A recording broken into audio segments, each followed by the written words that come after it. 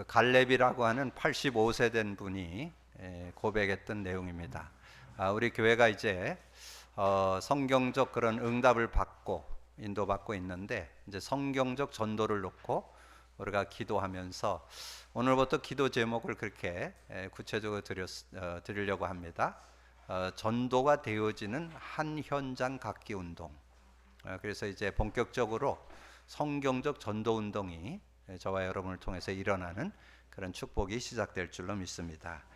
우리가 계속 말씀을 이렇게 이어 나오는 가운데 우리가 교회에서 이 복음 누림이라고 하는 컨텐츠를 가지고 우리가 인도받고 있습니다. 복음 누림 속에 신앙의 확실한 그 분명하고도 확실한 정체성이 들어 있습니다. 신앙의 원리가 여러분 밝히 들어있기 때문에 그 은혜 속으로 들어가야 되겠고, 우리 교회에 이제 저와 여러분이 만나는 모든 이들이 그 축복을 누릴 수 있는 그런 축복을 나눌 수 있는 교회로 인도받도록 기도해 주시고, 그래서 제가 복음 누림을 지금 몇 년 이렇게 인도받으면서 우리가 들고 있는 성경이 이 복음의 관점으로 기록됐거든요.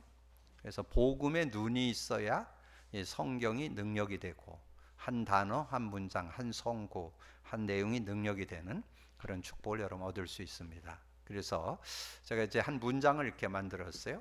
성경은 복음의 눈 관점으로 보여야 된다. 성경이 복음의 눈으로 보여야 된다. 그래야 여러분이 하나님 말씀의 능력 가운데 삶을 살아갈 수 있는 그런 축복이 있다.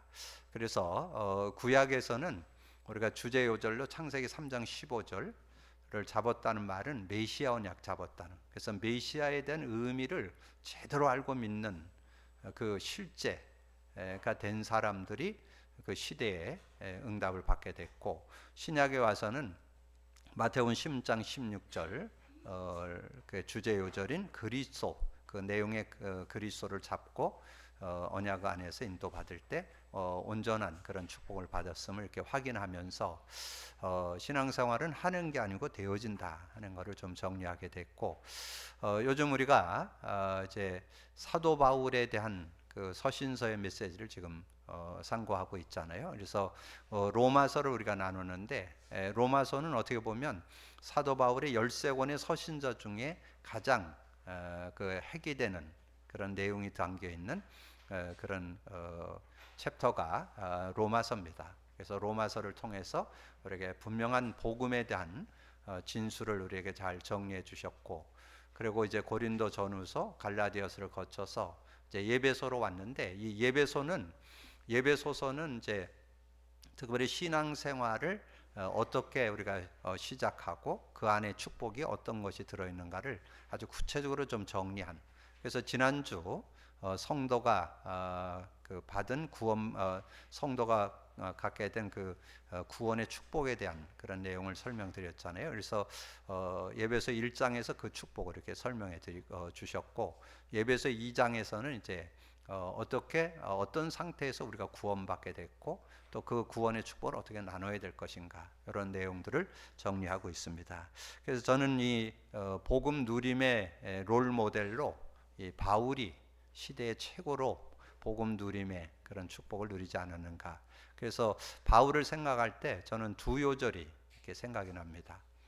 바울이 정말 예수 그리스도를 믿게 되면서 자신의 삶의 모든 것에 주인이 되심을 고백한 그 요절이 우리가 잘 알고 있는 갈라디아서 2장 20절이죠. 내가 십자가에 못 박혔나니 그런즉 이제는 내가 산 것 아니요 오직 내 안에 그리스도께 사는 것이다.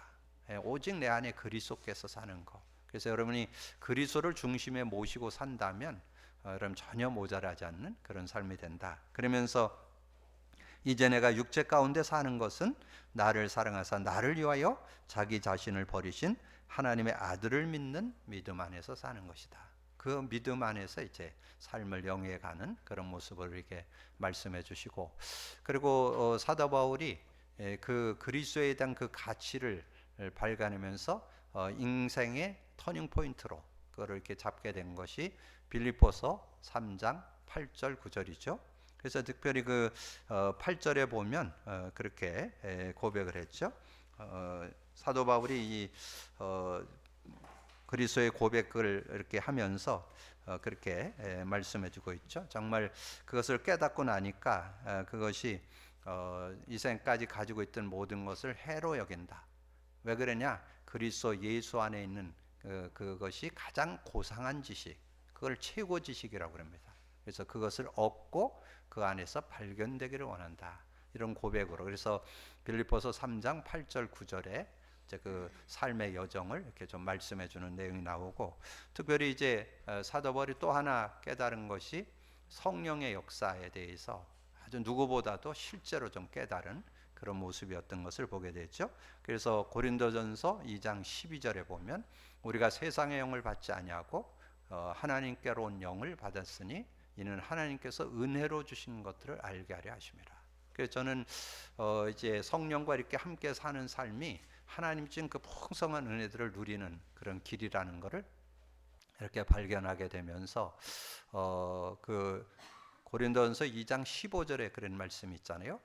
신령한 자는 모든 것을 판단하나 자기는 아무에게도 판단받지 않는다.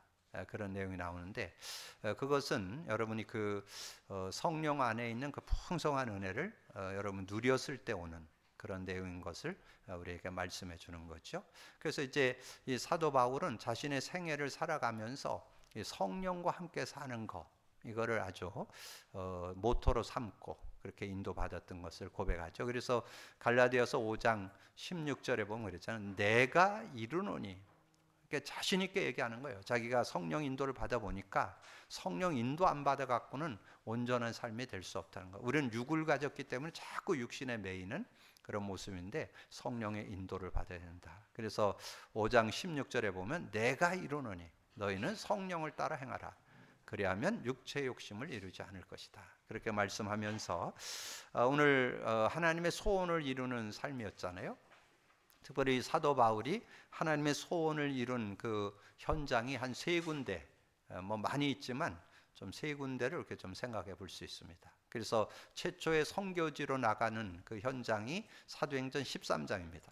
이제 사도행전 13장에서 여러 일꾼들 한 5명 정도 이렇게 세워졌는데, 그것도 그냥 인도받는 게 아니라 금식하면서 기도하면서 인도를 받았는데, 성령이 바나바와 함께 이렇게 인도받을 거를 이렇게 정리해 주시고, 그리고 어느 지역으로 가야 되는 것도 이렇게 인도받게 되는 그런 모습이 나옵니다. 그래서 이제 성령에 이끌려 가지고 이제 그 바보섬으로 갔는데, 자 정말 그 현장이 완전히 박수무당이라고 하는 무당이 완전 그 지역을 장악해 가지고 좌지우지하는 그런 모습. 그래서 총독도 그 박수무당에게 영향을 받고 있는 그런 상황이었잖아요.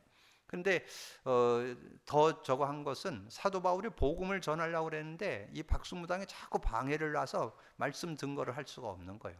그래서 사도 바울이 성령에 충만해서 이제 기도를 했더니 이 박수무당이 소경이 돼 버렸죠. 그러니까 뭐 아무리 뭐 능력 있고 그래도 눈이 어두워져 버리니까 자기를 누가 이렇게 챙겨주지 않으면 갈 수 없는 이런 상황이 됐잖아요. 그때 그 모습을 보고 그 총독이 예수를 믿게 됐다. 이런 내용이 나오고, 그리고 두 현장을 소개해드리면 사도행전 16장에 이 사도 바울이 아시아에서 복음을 전하려고 하는데 길이 막혔죠. 그렇게 막히게 되니까 또 하나님의 인도를 받기 위해서 기도하게 됐죠. 그렇게 기도하는데 그 마게도냐 사람이 나타나고 환상 가운데 나타나고 우리를 도와달라. 그래서 이제 마게도냐 첫성 빌립보로 이렇게 가게 되는 그런 모습이 됐죠. 그래서 빌립보의 성에 들어가서 여인들이 이렇게 모여 있는 곳에서 이렇게 말씀을 나누게 됐는데, 거기에 루디아라고는 여인이 이 말씀을 받고 받아들이는 그런 모습이 나오죠. 거기 아주 중요한 말이 나옵니다. 사도행전 16장 14절에 주께서 루디아의 마음을 여사 바울의 말을 성종케 하신지라. 그래서 복음을 받아들이고 15절에 나를 주 믿는 줄 알거든 내 집에 들어와 유하라. 그래서 이 루디아의 집에서 말씀 운동이 시작되고, 거기가 일꾼들이 모이는 미션홈이 되고, 나중엔 지교회가 되고, 나중엔 빌립보를 살리는 그런 교회가 세워지는 그런 응답을 받게 됐잖아요. 그래서 이 루디아가 아주 모델적인 그 현장의 축복을 누렸, 전도 현장의 축복을 모델로 누렸던 한 여인.